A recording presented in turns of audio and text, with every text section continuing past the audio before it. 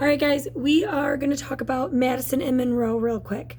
So, when Madison becomes president, he is our fourth president, and he comes in after Thomas Jefferson, and he has to, I hate to say clean up a little bit after Thomas Jefferson, but he does, because Thomas Jefferson doesn't necessarily solve many problems during his presidency. So in the other video, we reviewed how the biggest issues in Thomas Jefferson's presidency were the Barbary states were attacking our merchant ships, and then the French and the British were attacking our merchant ships as well, and the British were actually impressing our sailors, which is different than holding our sailors for ransom or taking goods. So keep that in mind. The British were impressing our sailors, which means they were kidnapping them. And that's definitely something that you're going to, want to make sure you know. So with that being said, Madison comes in, and when he gets in there, there's also to the south, there is the Mexican and South American War for Independence against Spain. And that is inspired from the American Revolution.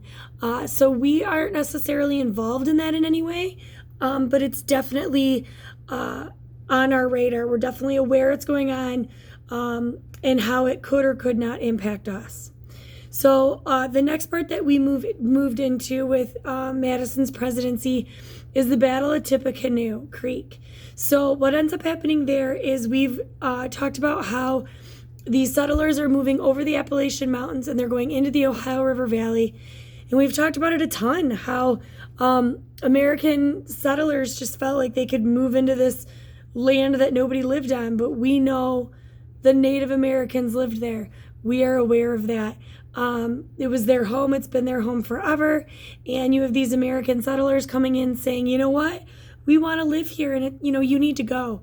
And then the Shawnee Native Americans in this specific situation, the Shawnee Natives started fighting back because they were protecting their home. They were protecting their homes. And the Americans were upset about that. Well, they're fighting us, they're causing issues, and we need you to come in and help. And this, we're just trying to live our American dream and all that good stuff. So they were upset that the Shawnee Natives were trying to protect their land. So the Shawnee Natives did get together with other Mississippi Native American tribes. And again, there's so many more details, but this is a review. We talked about more details in class. But again, this is a review, and those specific details of the itty bitty little details are not what we're worried about when it comes to assessments. We're worried about those big ideas. Can we understand the big picture? So looking at the Battle of Tippecanoe, the Shawnee Natives did band together with other natives along the Mississippi River to protect the Ohio River Valley. And they did send, we did have a militia there ready to, kick the Native Americans out of their land. And there was a battle. It was a big battle at Tippecanoe. And what we took away from that was that the Native Americans were not going to be giving up their land easily, which we already knew. The Native Americans on the East Coast didn't give up their land easily either. Nobody wants to give up their home. They were forced out. So keep that in mind as we go through the next rest of American history. So one of the biggest takeaways is that it's going to be, the Americans are realizing it's going to be more of a struggle to take over this land. And on top of that, we discover that the Shawnees and the natives actually have British guns. So our realization that they have British guns goes to show us that the British are not only impressing our sailors, they're not only attacking our ships, now they're actually have been arming Native Americans against the American settlers in the United States. So that's kind of like the last straw. There have been many people calling for war against Great Britain during Jefferson's presidency, and he didn't want to go to war. Realistically, during Adams' presidency. So Madison kind of gets mixed into this big issue of should he or should he not go to war. And he is desperately trying to not go to war. But when he discovers that the Shawnee natives and the other natives along the Mississippi have British weapons, it's kind of it's the breaking moment. It's the moment that we realize we're going to need to fight for what's ours, what we're supposed to be able to have. So with that, Madison does ask Congress to declare war. Remember, only Congress can declare war. It's in the Constitution. There's no ifs, ands, or buts about that. Only Congress can declare war. If they haven't declared it, it's not an official war. So keep that in mind. Okay, so for the War of 1812, what I really, really, really want you to understand is that the war hawks wanted to take Canada. They wanted to take over Canada. They thought it was going to be easy because remember, Great Britain is over in Europe fighting with France and the Napoleonic Wars, and they're busy. They are tied up over there. So the Warhawks, who are really, really into declaring war against Great Britain, want to move into Canada. They want to take over Canada as part of the United States. They feel like it's a natural takeover with it being just north of us. So that's their end game goal. What they realize is Canada is not going to be easy to take over. We don't take it over. Clearly, Canada is still a separate country. We actually invade and get kicked back out of Canada 3 separate times, right? So we don't get into Canada. We go in. The British Army is able to push us out. We go in. They push us out. So that's the big part I want you to realize is we don't take Canada because they were ready for that. They made sure that that wasn't going to happen. So the other parts to that is once the Napoleonic, and there are more battles that go into play, but what I want you to focus on is this idea that we could take Canada in the War of 1812. I want to back up a second. I apologize. Let's go back to the goals of the War of 1812. When Madison goes into the War of 1812, we have a couple major goals.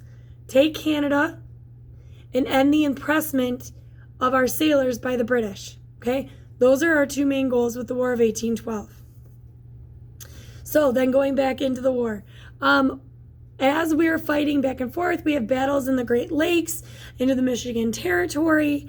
While all that's taking place, Great Britain is still fighting the Napoleonic Wars overseas with France. When Napoleon is defeated, when Napoleon is defeated, England is able to take those troops and send them over to the United States. So all of a sudden, their weaker forces are not as weak anymore. They're able to send even more troops over and more troops over to not only defend Canada, but also in a way defeat the United States in this war.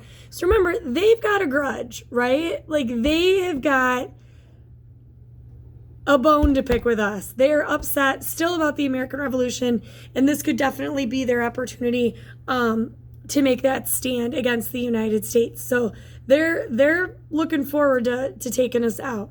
We're the ones that once again have to make sure that we're able to stand on our own. And in the end, once we lose Canada so many times, our goal is just to defeat the British here. All right. So once the British are able to send more troops over, one of their big places to hit is Washington, D.C. And taking out another country's capital is, like we talked about it in class, right? That's always a goal. It's always salt in the wound. Or we joked in class, it's hand sanitizer on your hands when you don't realize you have a cut. Like it's just that extra, not good. So as they're marching into D.C., we talked about Dolly Madison and the impact she had about with saving so many historical things in the White House. When the British cross over, she finally leaves, and they do pretty much, burn D.C. to the ground. When you guys go to D.C. tomorrow, if you're going, you'll get to see, the new White House and things like that. I guess it's not necessarily new anymore. It was built anyway, you get my point. So that was a devastating blow for the United States. However, we continue to battle out. We have the Battle of Baltimore, which is a good victory for us. So we keep moving forward. And then we move into the Battle of New Orleans. The Battle of New Orleans. The British decide they want to take Port Orleans, and a big part of that is it's a big economic hub for us. And another reason, so as they start moving down to New Orleans, we have the one and only Andrew Jackson waiting for them in New Orleans. And I've already told you some of my beginning feelings about Andrew Jackson and his presidency and his policies. We haven't fully gotten to Andrew Jackson yet. This is the first time we're introduced to Andrew Jackson, but he is going to have a forever lasting mark on this country, still to this day. And we will keep talking about that. Don't worry. I gotta hurry up because my voice is almost gone. So, that's a little better. So, we get to the Battle of New Orleans, and Andrew Jackson is there with a variety of militia and Native Americans and freed African Americans, and he has a wide variety of people that are willing to fight to defend New Orleans. So we have this huge New Orleans battle, and the Americans have a huge victory, like gigantic victory, biggest victory of the War of 1812. Whoop, whoop, the United States, right? We're super excited. We're pumped. We're winning this war. However, as we talked about it in class, the war had officially ended 2 weeks earlier. But because of the communication, it took 2 weeks for the memo, you could say, to get down to New Orleans and Andrew Jackson that the Treaty of Ghent had actually been signed and the War of 1812 had actually ended. So the Battle of New Orleans never actually had to take place. So the lives lost, you could argue, were for nothing. Now, the morale boost that New Orleans, the Battle of New Orleans gave us was huge. However, like I said, it was a battle that didn't need to take place. So the Treaty of Ghent actually ends the War of 1812. And at the end of the War of 1812, we agreed to some things with Great Britain. Number one, Great Britain will get out of the Ohio River Valley officially this time. And number two, nothing really changes, right? So we end the war, we don't get Canada, and spoiler alert, Great Britain does not stop impressing our soldiers. So with the War of 1812, we don't really gain anything from Great Britain, right? So the Treaty of Ghent, the end of the War of 1812, we don't get Canada. They're still stealing our soldiers and sinking our merchant ships, all of that.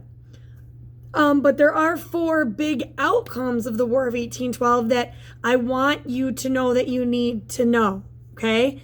So the War of 1812, the 2 goals of the War of 1812 were to take Canada and to stop Great Britain from impressing our soldiers.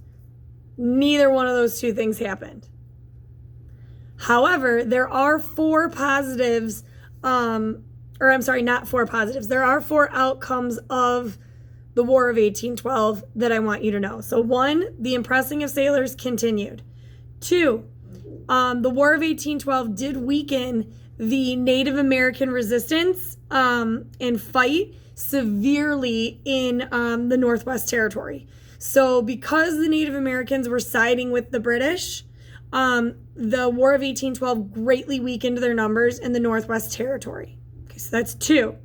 The third one is that national pride, like U.S. morale, skyrocketed. USA, USA, USA, right? So after the War of 1812, we say we won it. Great Britain says they won it. Realistically, nobody really won it. Nothing was really solved. Not much was solved, right? So we believe that we won it. So our morale, especially with the Battle of New Orleans, is huge. Huge boost. We are living it up. We are so proud of ourselves, and we're really buying into and believing this American dream and prosperity and just all in general, all encompassing.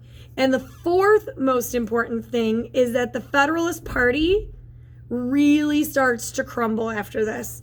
And the reason why that's important is because the Federalists didn't support the war. So when we had this big victory in New Orleans, and we claim we won the War of 1812, and we did all these great things, it really made the Federalists look bad, and they weren't really able to recover from not supporting the U.S. in the War of 1812. Okay, so there's the four main things. One, the impressment of sailors and the takeover of Canada didn't happen. Two, it weakened the Native American resistance in the Northwest Territory. Three, national pride went way up. And four, the Federalist Party started to crumble and will eventually fall apart. So those are the four big endings of the War of 1812. All right, so at the end of the War of 1812 is pretty much when we then head on into the Monroe presidency, right? So let's talk a little bit about Monroe, and Monroe is much shorter, so I'm going to go pretty quick, right? So the Monroe presidency is known as the era of good feelings because for the first time, this is our fifth president, it is calm. Our domestic affairs are calm, right? Domestic means home. Our foreign affairs are calming down. Foreign is foreign, outside of domestic, outside of home, right? So all of that is calming down. And Monroe is able to is a president that's finally able to really focus in on building our country and our infrastructure and really grow the sense of nationhood. So the era of good feeling, there was three big things we talked about, right? So the first one was that the economy was growing. We started going more into this idea of capitalism. And capitalism means that it's controlled by the company, the individual. The government is not necessarily involved. It's supply and demand. So you have entrepreneurs, you have inventors, and you have these people that are starting to really build on goods and services. Now, we have not hit the Industrial Revolution yet. We have not. So don't think that when I say we're building businesses and things like that. I just mean the North is starting to really grow in their idea of an economic system that is based on the distribution of goods and products. All right. The second one was what we call the American system. And the American system was having taxes on imported goods. So if it's coming into the country from another country, it's an imported good. And we put taxes on those goods to help generate revenue for the federal government and to help boost the creation of products here in our growing country. We are still a young country. We're on our fifth president. That's it. Okay, so we're on our fifth president. We're still a young country. And with that, we're still trying to grow our economy, and we're still trying to grow in who we are and who we identify with as a country. So the third one is the National Bank. So this is not the National Bank of this is not the National Bank of Alexander Hamilton. His bank, unfortunately, does fail. After all of that, oh no, the lights. There we go. With all of that happened in the last video too, with all that happened between Jefferson and Hamilton and Washington and getting the national bank and the votes and moving the capital, making the capital DC, with all of that happening, his bank did, unfortunately, it did end. So during Monroe, we end up getting a new type of banking system. It's a privately owned bank. But that we have our interests and our investments in there as well. But we standardize our currency.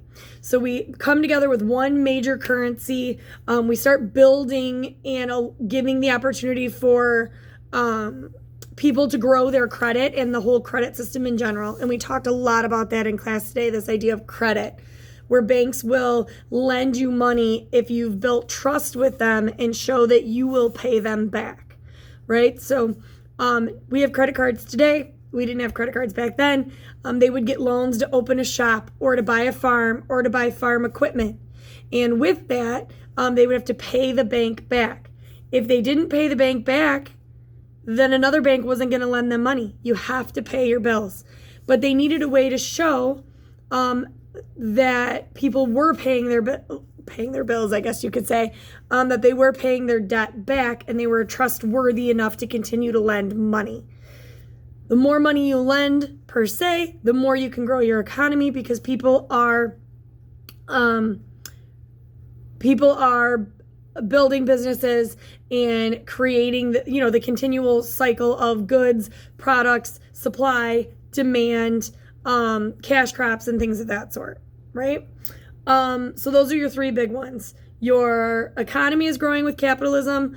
We have the American system with taxing imported goods, and then we have the national bank. So those are the three big ones. The other part I want to talk about is taking Florida, which we joked about today, right? So we wanted to take Florida because the Seminole Native Americans in the northern part of Florida, which is controlled by Spain. Spain owns Florida at this time. So Spain has really bad control over Florida. So the Seminole natives in the northern part of Florida keep going into Georgia and raiding or stealing animals, money, goods, food, anything they can get their hands on, and then they go back to Florida, which is Spain.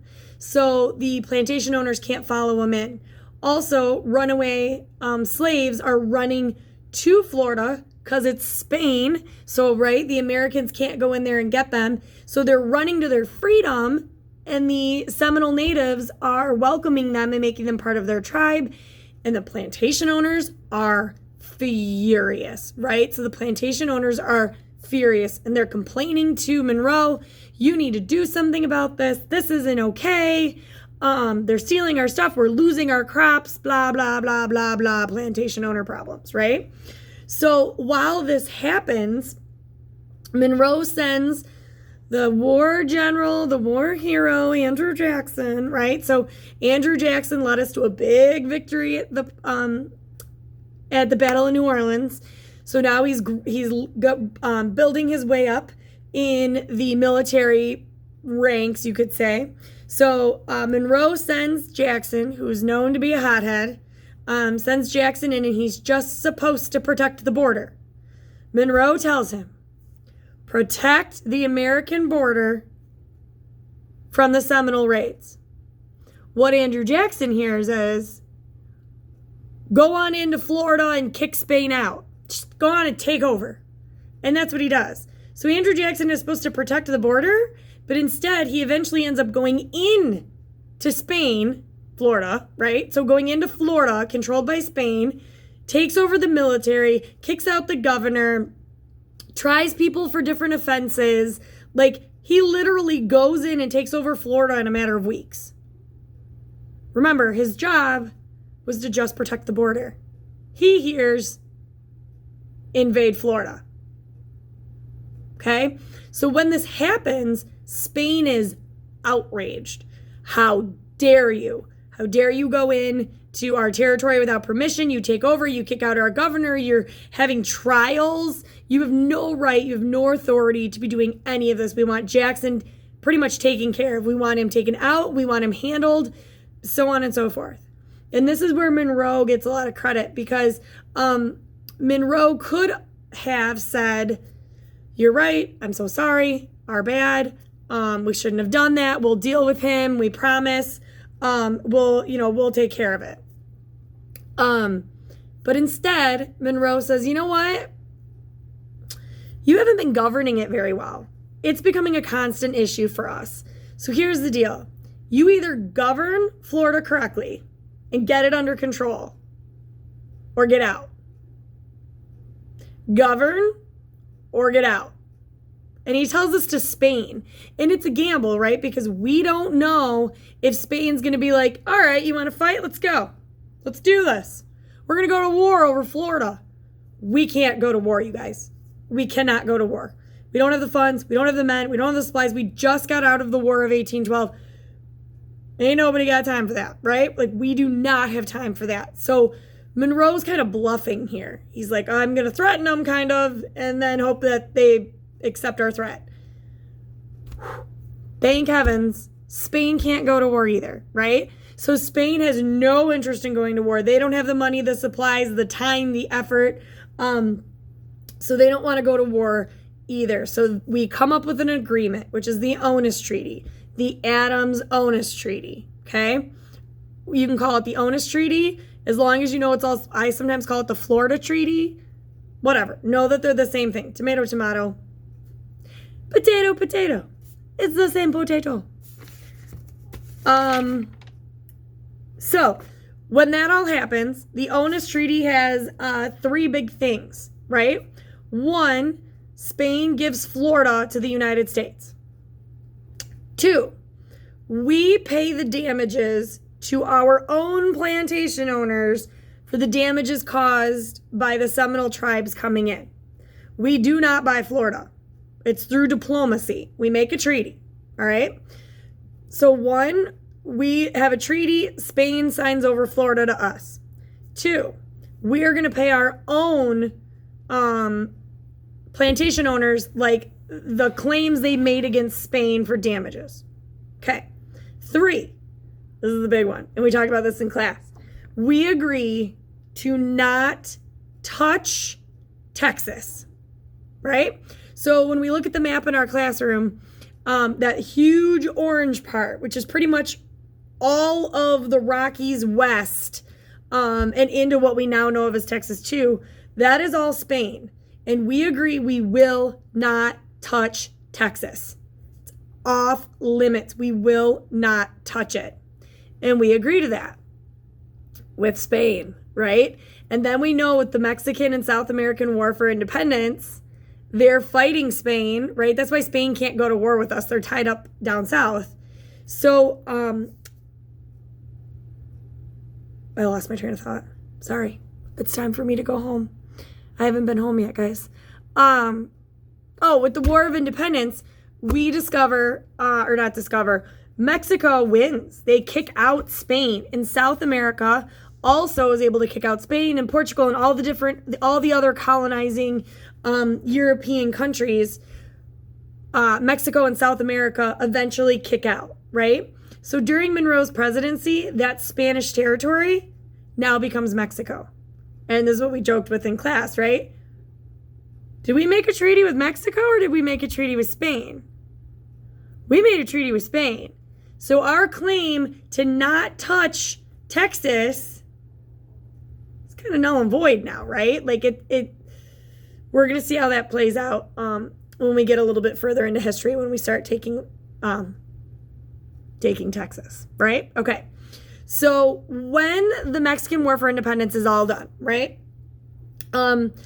We have it on our timeline ending in 26 because that's when it all ends up ending. But they end up getting independence before that. You got to remember the treaties take forever. We had our independence and it took 2 more years before we finally had the Treaty of Paris, right? So we know that. So when that happens, though, Great Britain wants us to side with them in saying, we're so excited you're open for trade, blah, blah, blah, blah, blah, blah. None of that's really important. What's important is what Monroe does. And it's one of my favorite things in history, is the Monroe Doctrine, is what it's called now. And Monroe states, and I love this. So Monroe states, Europe, get out, right? So Monroe looks at the Mexican and South American War for Independence from Spain and Portugal and other European nations. We won our independence from a European nation, right? Great Britain. So Monroe now says, we have pushed you out. We are building our own nations here now. You are no longer welcome. You are no longer welcome in North or South America, excluding Canada because that's still British territory. South Canada, really, right? So you are no longer welcome. North, Central, and South America are off limits to European colonization. Pack your bag, go, get out. You are not welcome here. You have done your damage. We are going to fix now. We are going to grow now. This is our time. Your interference is not welcome anymore. And that's huge because we're on our 5th president, right? So we're still a very young country, and we just told the really, really old countries to get lost. That's a big statement coming from us, right? So with that big statement, it's a big moment for us, right? It's like the first time we stand up for what we really believe in. And we tell the people who've been pushing us down, holding us down, we finally stand up and say, you're done. I'm standing up for myself. And not only am I standing up for myself, I'm standing up for all of my brethren who, which would be in this case, Mexico and South America. We're going to stand together. And you know what? You pick on one of them, you pick on us too. And we're going to help defend them against you if needed. Because it's a huge statement. It's a huge statement for the United States. Huge. Like, we stand up, hold hands with our brothers and sisters and say, get out, Europe. And Europe is not happy about it. But it's like our first big step is like, we're no longer the baby country anymore, right? Like, we're becoming the teenagers. We're starting to test the waters with what we can do. And we're saying, this is who we are. You need to accept it and you need to get out. But we're done. So it's a big statement for the United States, and it's a big moment for us. And that's why I love the Monroe Doctrine. And I also love I joked in class, it was the Three Musketeers mentality of all for one and one for all, is pretty much the Monroe Doctrine. An attack on one is an attack on all. And we're going to stand together against Europe. Europe, you've had your time, and it's done. And that's really how Monroe finishes his presidency, is this idea of all of these positive domestic policies going in, and the economy is strong, and our morale is through the roof, and all of these great things are happening. And we've built up strong enough to finally stand up to Europe and say, listen, we're here to stay. You're not going to push us around. So get used to it, right? And that's a big moment. So what we're going to move into after is John Quincy Adams' presidency. And that's a big one too, because all of this amazingness, like all of these, the era of good feeling, right? That's what Monroe's presidency is known as, the era of good feeling, is going to end with Monroe's presidency. It's not Monroe and John Quincy Adams' presidency era of good feeling, right? It's just Monroe. So we're going to go from there. So I hope that this helps. Again, it's just a review from all of the conversations we've had, all of the notes we have taken, all of the studying we have done, all of the organization of notes we have done. This was just a quick review.